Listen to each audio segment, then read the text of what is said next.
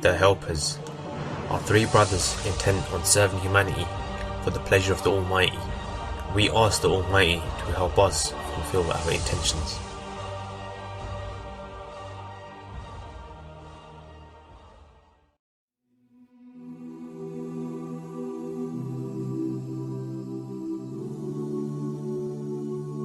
A recent report published by Reuters has shown homelessness in London has soared by 79% since 2010.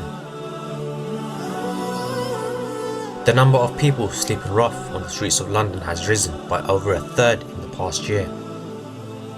Some 46% of the capital's homeless were UK nationals, whilst others were Polish, Romanian, Irish, Portuguese, African and Asian nationals.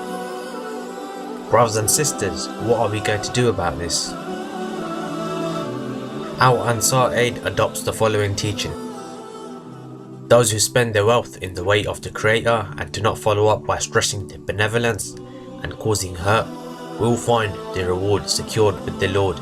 They have no cause for fear and grief. The Prophet Muhammad, peace be upon him, said, "Every Muslim has to give in charity." The people then asked, "But what if someone has nothing to give? What should he do?" The Prophet replied, "He should work with his hands and benefit himself and also give in charity from what he earns." The people further asked, "If he cannot find even that?" The Prophet said finally, "Then he should perform good deeds and keep away from evil deeds, and that will be regarded as charitable deeds."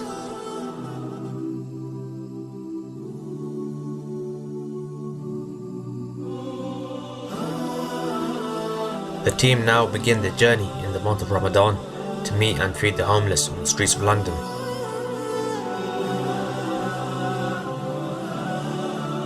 The team then began the night by preparing fruit packs for distribution along with water bottles. After the hottest day of the year almost ended, we performed a dua that the Almighty accepts our intentions, and we set off into the night in the heart of London. We arrived at the first location around 1 AM and were met by Sister Cheryl, who responded with the words, "God bless you," after receiving her pack.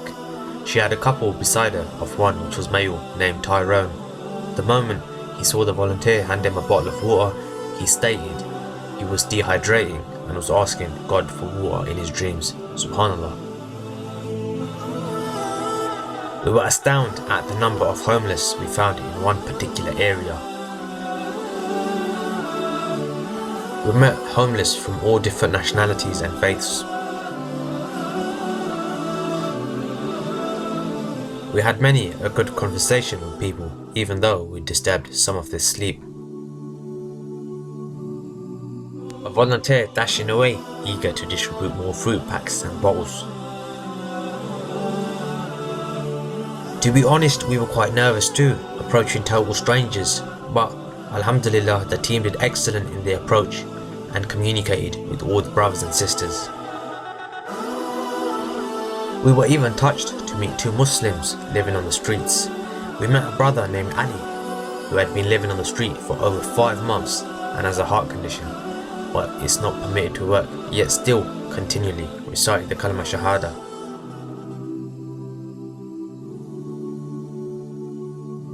People made makeshift beds in doorways.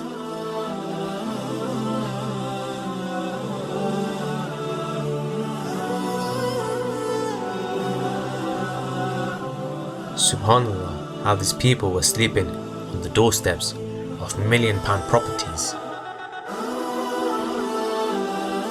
Alhamdulillah, this was our final pack distribution, but sadly we realised in the end that we had only scratched the surface. Alhamdulillah, with all the packs distributed, we began to make our way to our homes, driving whilst the sun was rising, elated to an extent where we felt we achieved our objectives for the night, and then dejected and emotional at the thought of knowing that more needs to be done to help the homeless and needy